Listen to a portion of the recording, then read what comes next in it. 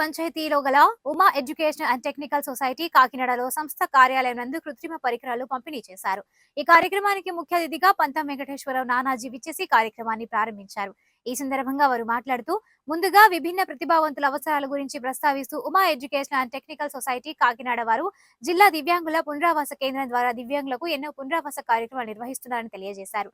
నేడు నా చేతుల మీదుగా 75 మందికి అవసరమైన కృత్రిమ సహాయ పరికరాలను 3 చక్రాల సైకిళ్లు, కృత్రిమ కాళ్లు, కాలిపర్స్, వీల్ చైర్లు, సిపి వీల్ చైర్లు, వినికిడి యంత్రాలు పంపిణీ చేయడం జరిగింది. ఇటువంటి విభిన్న ప్రతిభావంతులైన వారికి అవసరమైన సహాయాన్ని గుర్తించి వారికి సకాలంలో అందించడం ఇంత మంచి కార్యక్రమానికి IFFCO Tokyo general insurance company limited, Gurgaon, Haryana వారి ఆర్థిక సహకారంతో అందించడం చాలా సంతోషంగా ఉందని అన్నారు.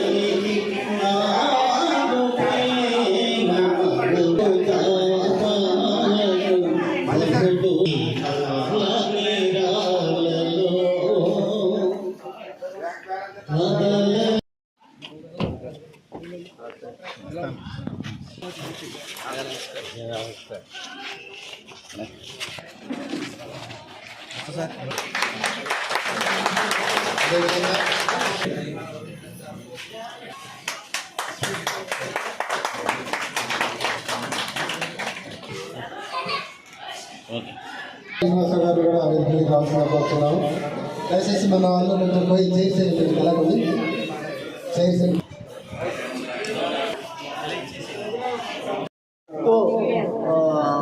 గుర్గాం ఢిల్లీ వారి సహకారంతో 71 మందికి దివ్యాంగులకు వారికి కావాల్సినటువంటి ఉపకరణాలను అందజేయడం జరుగుతుంది. వాటన్నిటిని కూడా వాళ్ళ సిఎస్ఆర్ ఆర్థిక సహాయంతో, ఇఫ్కో వాళ్ళ ఆర్థిక సహాయంతో తయారు చేస్తుంది. సార్, ముఖ్యంగా ఇప్పుడు ఆ వర్క్షాప్ను కృష్ణంరాజు గారు ఎంపీగా జరుగుతుంది. అలాగే రిపేర్ చేయడం జరుగుతుంది. అలాగే పోలియో వచ్చినటువంటి వాళ్ళకు కూడా క్యాలిపర్స్, వెనుక నిలబడిన వాళ్ళకు హీరింగ్ ఎయిడ్, అలాగే నడవలేని వాళ్ళకు ట్రైసైకిల్స్, వీల్ చైర్స్ ఇవన్నీ కూడా అందించడానికి మాకు వాకలపూడి గ్రామ పంచాయతీ తరఫున పంచాయతీ ఈవో గారు అలాగే వారి సిబ్బంది అందరూ కూడా పూర్తి సహకారాలతో ఇక్కడంతా కూడా శానిటేషన్ అయ్యి చూస్తున్నారు. అలాగే ముఖ్యంగా మిగతా ఇతర 28 నుంచి తీసుకెళ్తున్నాం సార్. ఇప్పటికీ 2 సార్లు president award, 2 national awards, 2 president awards, 5 national awards కూడా రావడం జరిగినా కానీ, పుట్టిన వెంటనే ఏడవకపోయినా కానీ, లేదా పార్టీ కార్యాలయంలో ఉన్నప్పుడు కూడా దివ్యాంగులకు ఎంతో సహకారం అందించారు సార్. నేను మీతో కలిసి చేయడం జరిగింది సార్. మీరు ఇక్కడ ఇచ్చేసి మా వీళ్ళందరినీ కూడా దీవిస్తున్నందుకు చాలా సంతోషం sir. Thank you very much sir. అలాగే అడ్వాల్ డాక్టర్ ప్రసాద్ గారికి ఒక విధానంగా ఆలోచన విధానం బాగుంది.